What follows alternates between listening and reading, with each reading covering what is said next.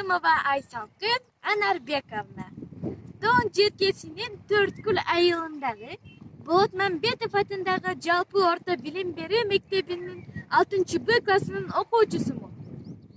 Ысыккөл Кыргыз бермеді. Ысыккөл. Бұл сөздер ойыма келген учурда аскасы, асман тиреген тоолор, анда жайылып жаткан жашыл килем, ага төшөлгөн кызыл, тазыл гүлдөр, кулак тергитип шыңгырап аккан таза суу. Эң эле башкысы адамдардын бейгапардыгына чыдай албаган толкундар бири-бирине тийишип асманга көтөрүлүп жаткан учуру эсиме келет. Бул тиричиликте ар бир адам зат өз жерин ыйык тутат, өзгөчө сүйүшөт.